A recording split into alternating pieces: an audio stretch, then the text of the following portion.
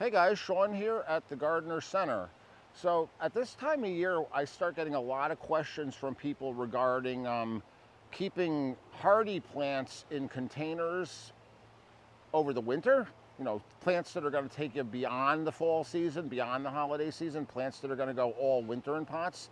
And also questions from people who may have put plants in pots earlier in the growing season and want to keep them healthy and happy over the winter, and how do I go about doing that? And depending on the type of plant you have, the care and the results of being left in a pot over the winter are gonna vary quite a bit. So there's some differences to talk about. So when I talk about keeping plants outside over in the winter, we're talking about hardy plants. So these are plants that normally would live in your landscape.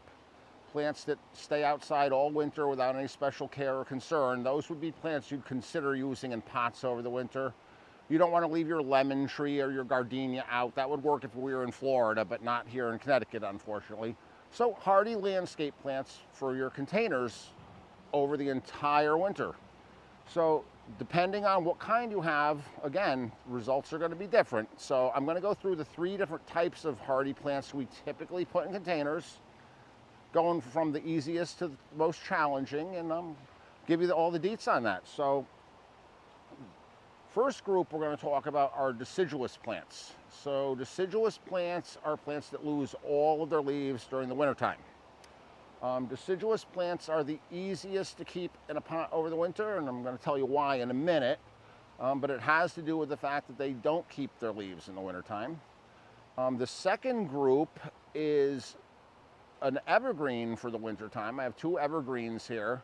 I have the conifers, or needle-leaved evergreens. So think spruces, think pines, think firs. This happens to be a little Alberta spruce here. So conifers or needle-leaved evergreens. And then the third group, and the most challenging to keep in pots over the winter, are your broadleaf evergreens. This happens to be a boxwood here. There's a rhododendron up in the front here, which you may recognize for sure. So they're the most challenging to keep in pots over the winter. So here's the scoop on why that is. When plants are kept in pots over the winter, you know, everyone thinks it's the cold temperatures that kills them over the winter, and it's not completely the cold temperatures that are doing it.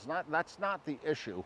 It has to do with the function of transpiration in the plant. So plants in the winter that keep their leaves, they still need to get water from the soil through their roots to the foliage. So what happens when it gets really cold is your soil freezes. And when your soil freezes, it's actually not the soil that's freezing, it's actually the water in the soil that's freezing. And plants don't have any means to move frozen water from the soil to their leaves. So that's the issue we run into. So with the deciduous plants, the guys that lose their leaves, this happens to be a blueberry here. I have more than a few customers that grow edible plants in pots. Blueberries, deciduous plants are super easy to keep in a pot over the winter. They sometimes don't need any protection or concern whatsoever because they lose all their leaves. The plant no longer needs to get water from the soil to its foliage, so they're easy. Usually you don't have to even think about those outside over the winter time. Your needle-leaved evergreens, this happens to be an Alberta spruce here. We sell boatloads of these in the fall season, and honestly, it's because they're easy. If you want an evergreen that you can put in a pot and not have to worry about dying over the winter, an Alberta spruce is a safe bet. As its name is a dwarf Alberta spruce, so its name is a nod to Alberta, Canada. So which is where it originates. So these plants can tolerate really, really cold temperatures. And one of the neat things about conifers and needle-leafed evergreens is their leaves are needles for a reason. The smaller the surface area of a leaf, the less transpiration that occurs, the less moisture loss occurs during the winter and the summer. So these guys, you know, that's why when you go high up in the mountains, wherever you are, you stop seeing trees that lose their leaves and you start seeing lots of evergreens like this because they're really well equipped to handle extreme temperatures in the wintertime. So these guys, You can put an Alberta spruce in your pot and not have to worry about it at all over the winter. I leave these, a lot of times if we have Alberta spruces left after the Christmas season, we leave them out here in the nursery, just in their nursery pots, and they can literally blow around out here all winter, and they're fine in the spring. So that's a safe bet, Alberta spruces or other conifers in a pot. The problem we have is everybody wants to put broadleaf evergreens in their containers. I mean, boxwoods, they just have a nice classy look to them in the wintertime. This is a rhododendron over here, which is also a broadleaf evergreen. Another popular one are hollies, you know, especially at the holiday season. People want to put hollies in their pots. And the boxwoods are where you really run into your issues. They need to get lots of moisture to their leaves during the winter, from the soil to the foliage. And what happens is, and our winters here in southern Connecticut don't help because our winters aren't consistent. You know, some winters are very bad, some winters are kind of mild. So what ends up happening with these guys, and you know, if they go below freezing for hours or a day or two, that's not the issue. The issue with the broadleaf evergreens in pots is when it gets cold below freezing and stays below freezing for days on end. Because then all of the soil in the pot, the moisture in the soil in the pot is frozen. It's inaccessible to the plant, and it's still trying to transpire. It's still trying to breathe. You know, we respirate, plants transpire. So it's still trying to breathe in the winter, and the moisture gets cut off from it. So it's not actually the cold that's hurting it, it's the dryness. If anybody has rhododendrons in their landscape, on really, really cold days or days in the winter when it's been below freezing for a few days, you may notice that your rhododendrons leaves have all rolled up really, really tight, and they look like a bunch of cigars hanging off the plant. That's the plant trying to, the stomata on the undersides of the leaves is where the transpiration happens. That's where the moisture loss occurs. So the plants are rolling up their leaves to try to lock in that moisture. So, and unfortunately for the boxwoods, they don't have that function. And so if they're left frozen in their pots for days or weeks, what happens to them? Well, they look great all winter because the cold is preserving them. It's kind of like if you keep your Christmas wreath up until March sometimes and it still looks nice. It's because the cold has preserved it that way. And then when it warms up in April, it turns orange overnight. The same thing will happen with boxwoods. We get so many people in here in the end of March, beginning of April, whose boxwood suddenly died. And it really died over the winter when they froze and lost access to their moisture. It was not a disease or an insect that killed them. It was winter damage.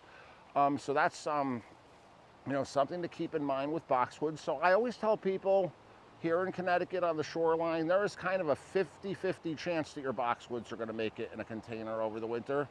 If they're close to the house, if they're in a protected location out of the wind, if we have a mild winter, they're going to do okay. If we have an extended period of really cold weather, you know, you may lose them. There are a couple of things you can do to help them along. So, and this applies to all of the plants, the deciduous and the conifers as well. A lot of people, once the weather cools off, you know, into November, they forget or stop watering their plants in the containers. You want to make sure you keep watering your evergreens in containers because that's going to help them to stay hydrated. So you want them going into the winter well hydrated. You want them well hydrated before it freezes. So that's one thing you could do for them. Another product that we don't sell nearly enough of, and we really should based on the amount of boxwoods that we sell for people to put in their containers over the winter, is this Wilt-Pruf product here. Wilt-Pruf is an anti-transpirant. So it literally prevents moisture loss from the foliage over the winter. So if you're going to do boxwoods in containers, you don't have to worry about it so much on the conifers and definitely not on the deciduous plants. But any broadleaf evergreens in containers and in the landscape as well, this is kind of like a waxy coating that gets on the leaves. It kind of blocks up those stomata that the plants transpire through and lose moisture through. And it's going to make a world of difference over the winter. The timing with this is kind of critical. You don't want to put it on when it's too warm, and you don't want to put it on when it's too cold. I usually like, you know, I love to use holidays for reference in the garden. Thanksgiving time is your Wilt-Pruf time. It usually lasts 3 to 4 months. So if you wait till the end of November to do it, that's going to get you right through the whole winter. Wilt-Pruf for broadleaf evergreens for sure. And then, you know, another thing you could do and with your boxwoods or broadleaves in containers is maybe you don't care so much after Christmas if they're still there. So you can take the whole pot if you can and move it to an unheated garage or a storage shed. They don't really need much light. Give them a good soak before you put them away for the winter, but they don't need a whole lot of light during the winter months while they're dormant. So you can move them, you know, move them away like that and keep them cozy till the springtime. So just some basic stuff on keeping plants in pots over the winter. So if you're going to go the boxwood route, remember keep them watered and get yourself some Wilt-Pruf. And guys, as always, thanks for watching, and I'll see you next time.